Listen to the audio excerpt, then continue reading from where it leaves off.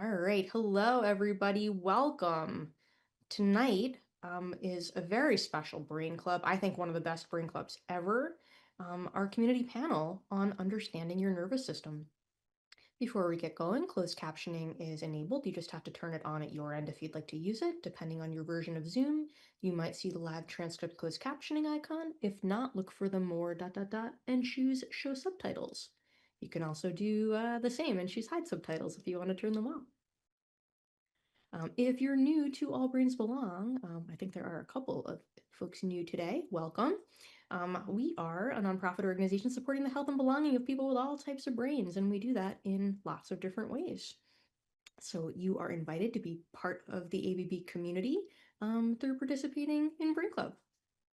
Brain Club is our education program for purposes of demonstrating our approach to neuro-inclusive culture so that we can shift broader community awareness of the issues of concern and importance to neurodivergent people in our community and promote new ways of thinking and being in the world. So that the idea is then you take this forth into the rest of your lives and that's how culture change happens. Brain Club is a place for everyone. Neurodivergent people, people who love and support neurodivergent people, people who are exploring their neuroidentity, and anyone with any type of brain who wants to learn about neuro-inclusive culture. Brain Club is a place where we provide education and model new ways of being in community through guest speakers like tonight or book chats. It's a way that we provide a better way of understanding the experiences of our presenters. And for many, this is a way to feel less alone. Hold on, I gotta keep up with the waiting room. You will undoubtedly hear that from time to time, we criticize systems that make it difficult for people to get their needs met and bright spot alternatives. Though you'll hear people talk about health, this is not a place where we give medical advice or address any personal medical questions. It's also not a support group, it's an education space. But you are invited to be here and to see how this applies to your life. There is no right way to participate. You can have your video on or off. Even if it's on, we don't expect anything of you. Feel free to walk or move or fidget or stim or eat or take breaks or anything else that needs doing. We will have a brief time for discussion after our panel. Observation and discussion is also a valid form of participation. If you are going to use the chat, both during our panel and during the discussion, we just ask that you use the big box instead of the reply threads. The reply threads make it bounce up and down, and that is hard for my brain to keep up with and respond to. So I would really appreciate if you could use the big box. Thank you. So, as I said, you're invited to listen, to learn, to observe the space, and maybe along the way pick up some new ideas. If it's your first time at Brain Club, welcome. Keep coming back. It might take a time or two to figure out the lay of the land. Lizzie's going to put some logistics frequently asked questions in the chat. All right, we have a couple of announcements today. First, a huge thank you to our Brain Club supporters who make it possible for us to be here week after week and making it possible for us to all learn and unlearn together. Brain Club has a podcast now. Brain Club, the podcast, launched a few weeks ago, and our second episode, which will be a version of tonight's panel, will post on Friday. Lizzie, if you have a chance to pop the... Oh, you already got it. Thank you. That's the podcast. So, this month we have been taking on the theme of understanding our nervous system. We began with some basics, some nervous system 101, and now we're going to apply this to hear from community members who are going to share their journey of what it has been like to start to understand their nervous systems. One more announcement. At the end of the month, we have our third annual Everything's Connected to Everything webinar, where we have a focus on the nervous system. So we would love for you to join us. It's the same time slot as Brain Club, but it's a separate link and it's a separate registration. We look forward to seeing you there. All right, so here we go. The idea is that our nervous system's job is to keep us safe. like we talked about last week. And our nervous system has automatic involuntary responses in response to threats, both internal and external threats. And it can take a toll on us when we have been not taught about these things and we have a different narrative, a narrative that makes us feel broken without recognizing the science of nervous systems that are having automatic responses to threat. And so, what we will hear today is how our panelists have started to explore this topic. So, our panel presentation will run about 30 minutes, and then we'll have time for brief discussion. Thank you so much to our panelists, Peter Scher, Anna Rozjenish, Linnea Noyes, and Alvar R. And without further ado, here, I think I have to unshare and drag the video to my screen first. That's so interesting. Why are you not coming to my screen? Oh, because I'm in full screen. The world makes sense. All right, here we go.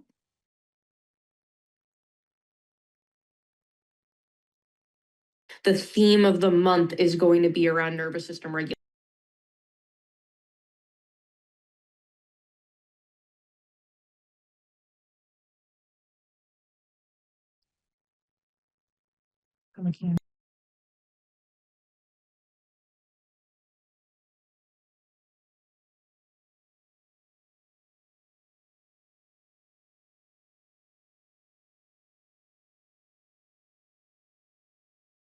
Literally, I started playing the video without hitting the share screen button. I am so sorry. Thanks, Michelle. thanks for bringing that to my attention. No problem. That's ridiculous. All right, let's try that again. Can everyone see now? Yes, it looks great. Oh, good. Are we supposed to be seeing your The screen? theme. Because we only see you. Really? Yeah. You don't see the screen that has two people on it? Yeah, that we see. Yes, I'm sorry. Okay. Okay, no worries. Okay, I that's didn't the realize that was a screen. yeah, that's the video. Okay, perfect. Here we go. The theme of the month is going to be around nervous system regulation. I wonder if you could say anything about what it's been like to like reflect on your own access needs that support your own regulation. It's much easier to see and support someone else with their nervous system dysregulation than it is your own. When it shows up in your own system, your brain is not online to help you with it, particularly. Sometimes it comes around, and I have things like, there are things I know to do, but even the things I know to do, sometimes I wouldn't, two or 3 days later, you're like, oh, you could have done that, but didn't happen. A lot of times when we talk about access needs and nervous system regulation and all the things, a lot of times the panelists are people who have been like thinking about this for a while, maybe even years. And I think there's a lot of people in the audience who's like, I can't relate to that. Like I am in chaos. I don't even know where to start. Like this is all so new to me and like yeah, I'm learning some things, but I mostly like am in chaos. And so we thought, well, how about we reach out to people who are like kind of early in their journey? Maybe we could rewind a bit and I'd love to know what your life was like before joining the ABB community. I was diagnosed ADHD last year, and that I guess I'd been wondering for a while, but also I really didn't know much at all about neurodivergence, lots of stereotypes and tropes. And so it took me a number of years. And then, like, there were certain things that continued to be hard, and it became glaringly obvious that maybe I was also autistic. So my life up until then was really, I didn't really know what was going on with me. But I've been searching for something my whole life. I mean, since I was a little kid, but then as I got older, I've been in therapy my entire life. I had child abuse And so I focused on that. And then, like, recovery gave me a way to be, like, introspective and learn a lot about myself. But there was always this huge piece missing. Like, people talk about, like, when they come into recovery, they're like, oh my God, I found my family. I was like, you're a lot like my family, that I can say some stuff about me, but there's other stuff. I mean, they say out and out somewhere in the recovery literature that, like, Bill Wilson, the guy who started AA, is like, alcoholics are too sensitive. Those who see my autism diagnosis or my multiple medical diagnoses and decide I must be, quote, too sensitive, an unreliable witness to my own experiences, and or unworthy of their time. It has also been frustrating because while I have sought to educate and understand myself by reading medical research and textbooks from which I was able to communicate my pain and symptoms, I was often told that what I said was happening in my body and brain wasn't in fact happening, or even that it wasn't in fact possible. That's what you guys showed me. That was my, wasn't even totally aware of it, but I always had this voice and I didn't know what masking was. And it hit me in the past few days. It's trying to act like I'm not fucking sensitive. Say what's really relatively new for me, but seems in my personal life to be showing up in experience after experience after experience. It's like it's the whole thing's starting to unlayer, and it has to do with masking. And so I keep running into it in different contexts. An awareness that I'm doing something that doesn't really support my needs, or saying something that is prioritizing someone else instead of myself. So, and a second way that's coming in is that, you know, I have all the things, and I have a very old accident that still hasn't, you know, still is bothersome. And I'm just beginning to realize how much of the variation in my symptoms is driven by my nervous system. My health had been declining for a couple years, but I couldn't seem to find doctors who were willing to do anything about it.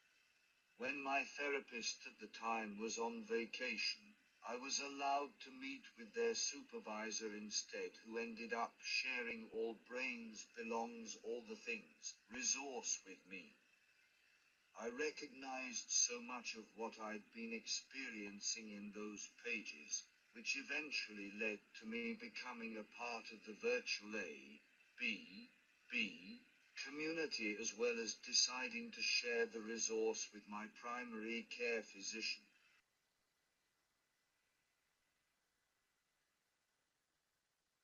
It would be disingenuous to suggest my life is completely different, or that my health is 100% better due to having joined the A.B.B.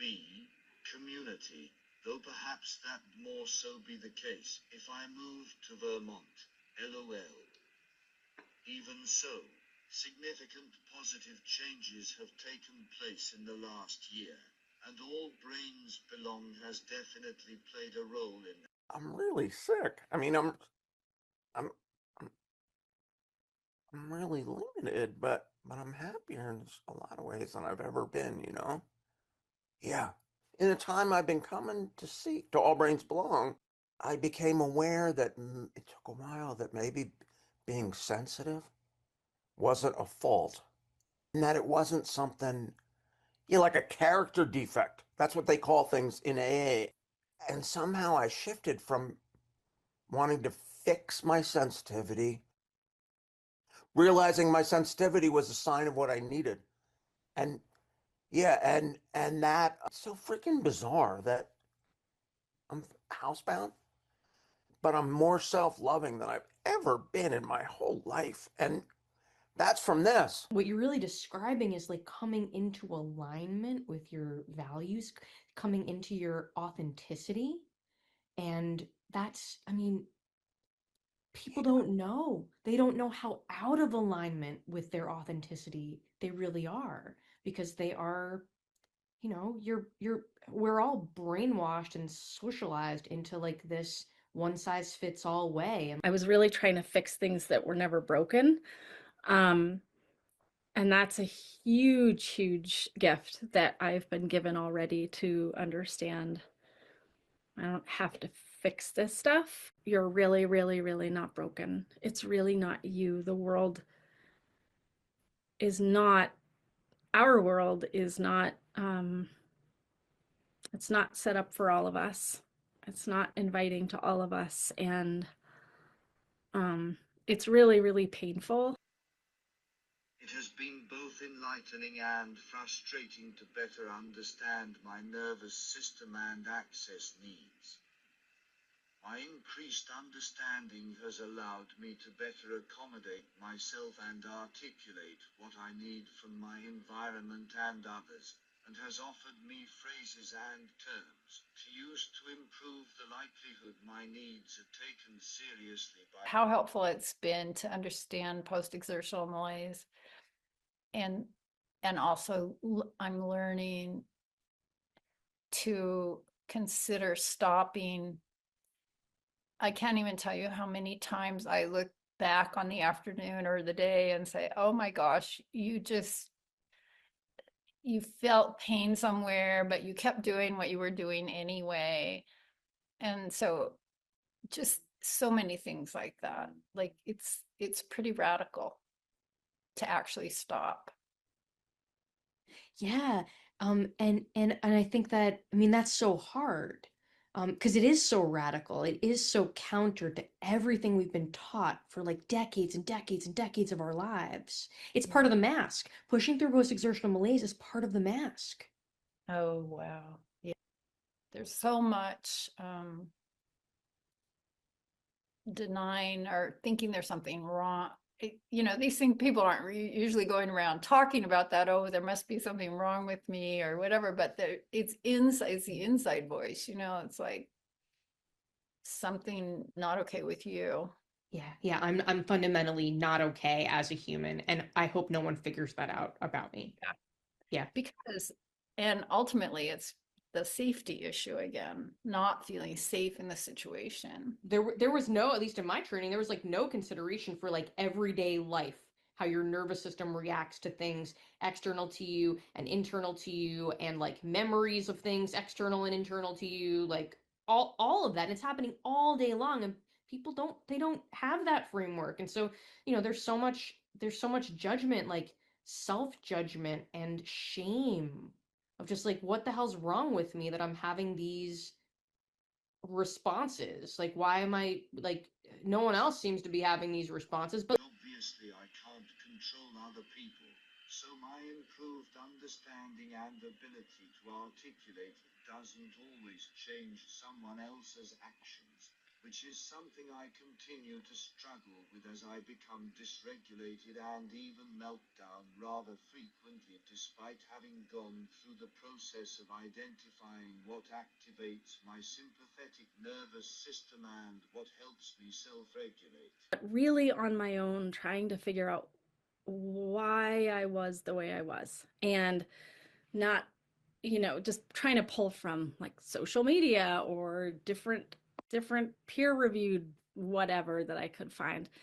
And knowing that this was really, really big. And I remember after being diagnosed with ADHD saying, I felt like a transformer, or my life felt like a transformer, where suddenly everything just became evident. And I became like, I could see myself as I was. And also, it felt like could finally see myself in 3 dimension. Yeah, I appreciated it. It's help.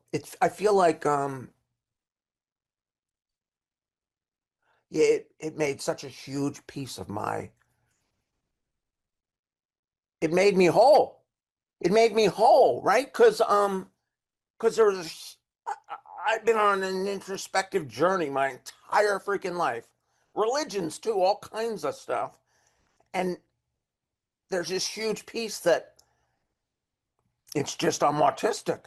That's it's my dad didn't make me hyper moral. It's just how I am. And now that I know that about myself, I can be like, Peter, it's not your job to decide what's right or wrong about everything, you know? Yeah. And also, hyper empathetic, why it was everything. It makes sense that I was a doctor, that I was really good at it, but it freaking ate me up because I felt every single thing. I don't know. I think professionals who support other people's nervous systems, I think we mask more than anyone. Yeah, I'm shocked at how when something first gets your attention and you really start to look at it, and then it starts showing up in your dreams and it starts showing up in, it showed up this morning, in a work situation. So it's and I'm grateful. I can say that. So grateful to see it at last, because I can also feel the toll it takes on your body and your nervous system to be that vigilant and careful about what comes out of your mouth, you know?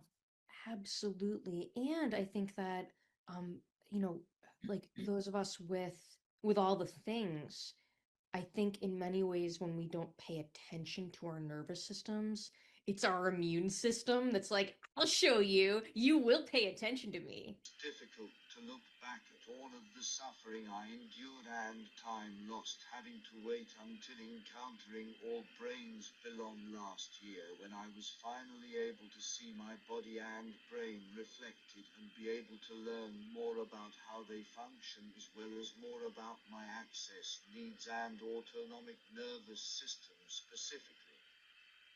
Overall, what I've learned and the understanding I've gained has helped me in my own efforts to improve my health and keep myself regulated, as well as helped me to advocate for.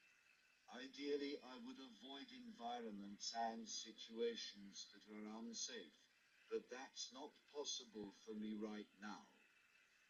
I don't yet have an effective solution to this ongoing challenge, but I decided that naming it could be helpful for those with a similar experience who may be feeling bad about their inability to eliminate dysregulation. And I'm slowly learning to connect with others around it. I'm realizing why it's been hard for me to trust kind of general social interactions a lot of the time. And I'm just allowing myself to ease gently into it, even though,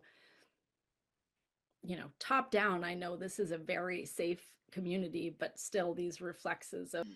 While I continue to be isolated most of the time, I'm now a part of the ABB community and enjoy connecting with and learning from people with similar lived experience each week at Brain Club, which has become something I look forward to every Tuesday. At Brain Club, I have been learning techniques for better self-management of my symptoms, and that I'm not alone in my challenges and experiences, which has encouraged me to work towards greater self-compassion as opposed to internally berating myself with the negative things I've been told about how and who I am instead. I need like constant feedback of like where I am in time and space and relationship because I can't tell otherwise. And I think that signal thing, I think that probably applies to so many things. Like what happens when like I'm at a staff meeting and everybody has their screen off because like that's what people are more comfortable doing. But then I'll ask a question and like radio silence, like crickets, and it's like, did I say the wrong thing? It's like that just like the experience of being a late identified neurodivergent person. I think like that's just what goes on, and it may always be that way. That's very interesting. Again, here I am in real time, like hearing this experience from you and your language around it. That's absolutely it. Like when I'm writing an email at my job to one person a little bit, but to a group of people, I get frozen. And you just kind of gave me that language and yeah, that experience around it, that it's like, where is this? How is this landing? I'll just put one other topic on the table, which is PDA. I so resonate with being a PDA and how well, and it affects my access needs in a lot of ways. Especially I find like in group situations where neurodiversity isn't part of the conversation, and I don't have a way, there's no one even asking. I just get, there's just comments, about I don't talk that much or something like that in that situation. And I realized like when in this particular, it's a totally different group that I'm in, but they'll ask a direct question that has to do with history or having read something that week. And the moment it's asked, the direct question, my brain goes offline. I cannot think of one single thing. And then if other people start answering the question, it's even worse. Because if I did have some ideas I wanted to express, listening to other people, I can't access my brain again. So those are just a couple things that I've become really aware of and would name as access needs. What a great example. I mean, I think that's just so common. And like these things happen and we like don't have language or a lens to understand why they happen. And sometimes we feel, some people feel bad under those circumstances. Like, what's wrong with me? I can't access my thoughts. Like, why can't I just answer the questions? Like, yeah, I can't answer the question because it's not safe to answer the question. A direct question is too intense, it's too much pressure, and my limbic system just won't let me. It just won't let me. Yeah. If I say I don't like to be touched, that means I don't ever like to be touched. But I do like to be touched sometimes. I don't know. Totally. Yeah. Yeah, no, totally. So like I also think that first off, I mean, a lot comes up for me about this. So one is like, is it the case that like from a pure sensory perspective, like there's a difference right in the receptors between light touch and deep touch, like deep pressure. And so like light touch for a lot of people is like cringy, of just like creepy crawly light touch. And so like, if the touch that is being like that you're cringe that a person is cringing from, it like might be because the light touch receptors like, oh my gosh, not that touch. It also might be like a lot of, I mean, first off, there's like this huge, just like there's this huge continuum of neurotypes. There's like a huge continuum of gender, of sexuality. There's like everything's on a continuum. And so it may very well be that like people don't want touch unless there are other like requirements met, like the safety of a relationship or, certain other things. Or then there's also the internal conflicting access needs of like you brought up smell. If you have the kind of brain, if a person has the kind of brain that like notices all the smells or like all the textures or like all the like all the like all the things, that it may be that those things are like at best distracting, at in a lot of instances like really off-putting. I remember what you said. I think it was in Boost, but I don't remember that some people will never understand us. And if they want to understand us, they'll ask clarifying questions. They'll be curious. And so I get to just send that email and say, oh, yep, there's that feeling again. It's going to be there and I'm going to send it anyway. And generally it works out fine. And if it doesn't, they can ask me to what Yeah, I'm and, and Yeah. and I think it will be interesting over time to say like, different from I want to change or fix or in some way be a different person. But like, does my experience change? I am the same person, but does my experience of the same thing change over time as my own self narrative shifts? Like, there'll be some light bulbs click, like, oh yeah, no, people ask me a question, I just blank. Yeah, I mean, I've been doing that since elementary school. My nervous system doesn't feel it's safe to be asked questions while other people are waiting for me to answer. That's it. Exactly. And it just is. That's how our brains work. Yeah. But maybe I like want to make sure I'm not in those situations. Maybe I want to say ahead of time, can you, if you're going to ask some questions in this group, can you send them ahead of time? Yeah. Or, Things like that definitely help. And yeah. and you get to do that. Like you get to ask for what you need. I would just shut down and wouldn't be able to talk. Like Yes. Yeah, that's how I got my autism diagnosis, was that. oh. So my story about that was that I was being a dickhead. Yeah. Like I was, yeah, like, oh. Yeah. It's the blue screen of death on your computer, like when the whatever the part of the computer that gets too hot and overheated and it like blue screens to like shut down so it doesn't catch on fire. I think our brains do that. But like that's the narrative of like, somebody observes that, they make up a story about that and they tell you that that's your story. You don't care about other people. It's like that could not possibly be You're part of being your reality. passive aggressive or something. Yeah. Like, Yeah. yeah. Yeah. Like there's all these things that like when viewed through the lens of nervous system regulation, it's like, oh, this is like what you observe from the outside. That is just the nervous system manifesting like the underlying physiology. So like, oh, I'm having a nervous system response. And so like what you see is the consequence of the nervous system response. But like we didn't grow up like we didn't grow up thinking about nervous systems. Like we didn't know we had them. The reality of our biological selves and the needs that are actually wired into our system. And early co-regulation is one of those. And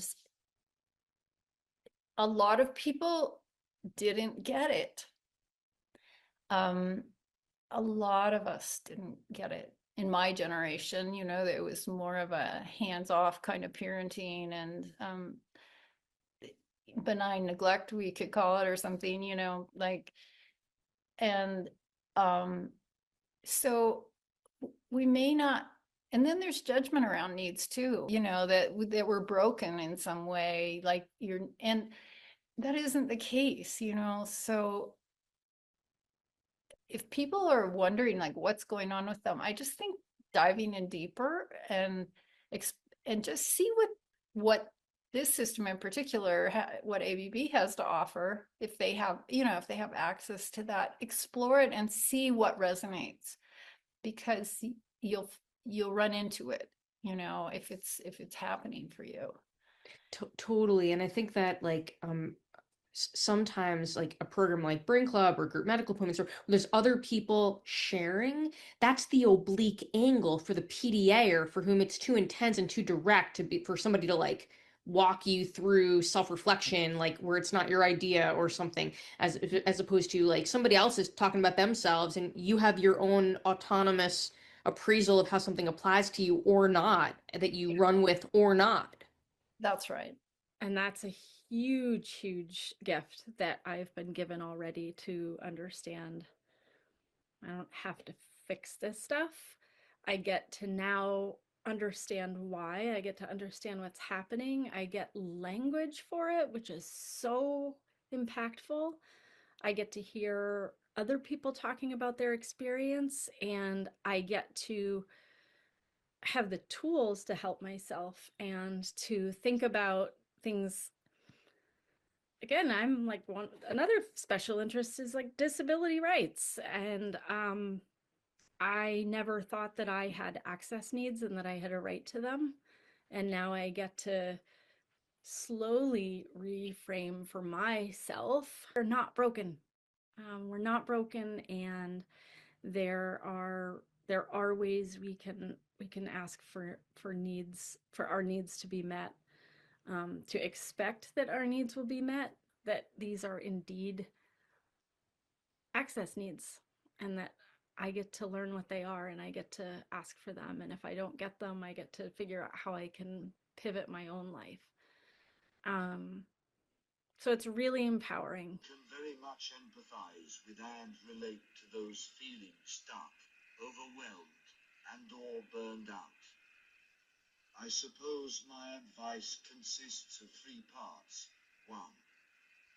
Identifying your access needs is important, but it won't help unless you actually accommodate yourself and surround yourself with people willing to accommodate you, which I've personally found to be more difficult than the initial identification, due it requiring unlearning the messages that have been taught to most people over the years. 2.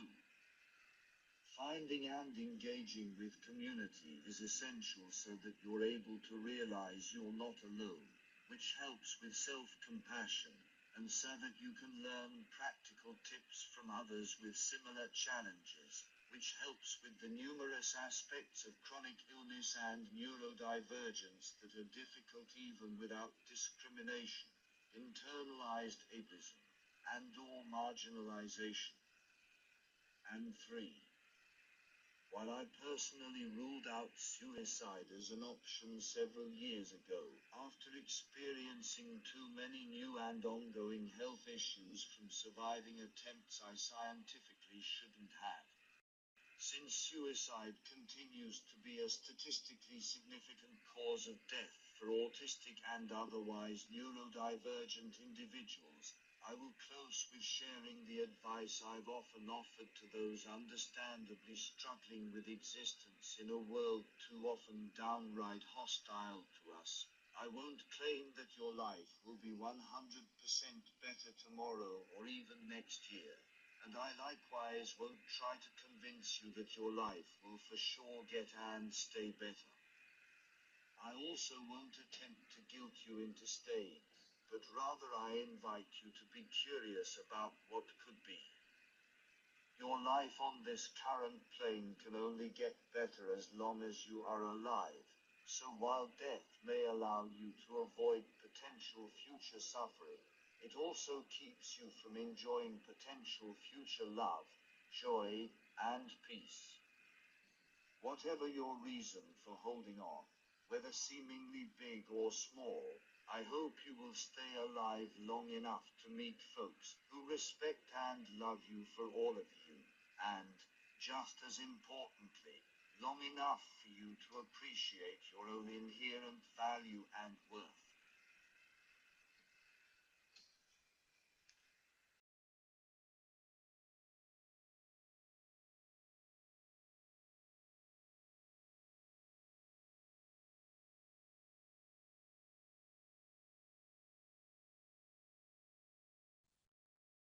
Chills. Thank you so much to Alvar, to Peter, to Anna Rose, and to Linnea. Thank you so much for sharing your journeys. And so, with that, I would love to open this up. If anybody wants to share anything you've heard from our panelists that has really stood out to you that you'll be taking away from this conversation.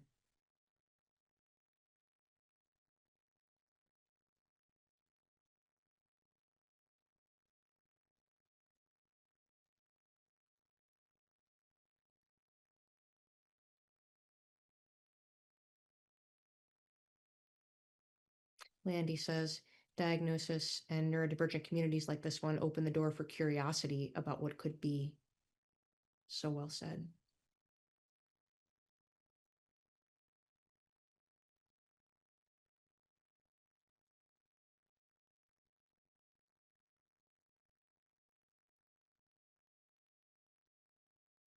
Lots of beautiful feedback for you in the chat, panelists.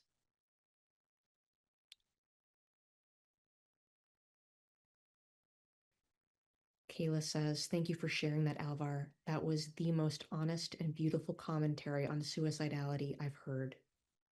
Chills. I could not agree more. Emily says the message of "you are not broken" is so, so meaningful, even to those of us who are not autistic. Yes. Such an important message for everyone.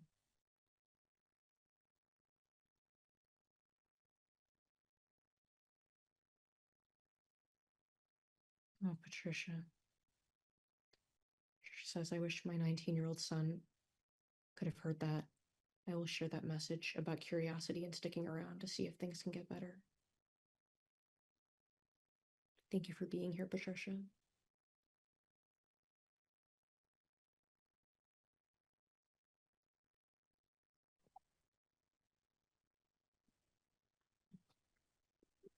Hey, Sarah. Hi. Oh my gosh, it was just such a beautiful, lovely, moving conversation, and these awesome comments from the panelists. What it made me, the way people talked about access needs, and and the difficulty in being understood, and the difficulty in being different or having minds that work differently. It made me wonder how much of what's made me wonder about the terrain in mental health going beyond autism and ADHD, and how much of what is kind of neurodivergence in other areas of, there's other quote unquote diagnoses are really just kind of kind of a people really struggling with a kind of neurodifference that has access needs associated with it, that can't that we haven't in our culture found a way to, that people getting marginalized, and then having all the consequences and the emotional and behavioral stuff that goes along with being marginalized, and then that getting a mental health label instead of actually looking at the access needs that are underlying that. And so it makes me wonder if our movement might not be a whole lot bigger, and potentially a whole lot bigger and broader than we currently think it is. And it just that's the thought that's coming up to me after this panel. Absolutely. Folks who hear voices, pluralism, there's like all these concepts that get so pathologized. And I think the other thing that comes up for me about what you said, Sarah, is just like the fragmentation of movements, like neurodivergent, and when people use that word, sometimes only talking about ADHD and autism without like the whole umbrella of all the different ways that brains differ. And also like the distinction between like neurodivergence, separated from disability rights, separated from, psychiatric survivors, just like all the fragmentation that goes on, as opposed to like, we need a world that works for everyone, and, normalizing difference. Yeah. Thanks. Thank you. And Irene says, thank you for the suicide message. I plan to share curiosity in the clinic setting where it's especially difficult to acknowledge, and then quote, move along. So true. So well said. Well, thank you. Thank you again to our panelists, and thank you to all of you for being part of this really powerful conversation. Next week, we will be looking at understanding our nervous systems at work, and we'll be hearing from a panel of All Brains Belong staff members reflecting on how have we explored our nervous systems during our work. And so we look forward to seeing you then. Have a good week, everybody. Bye.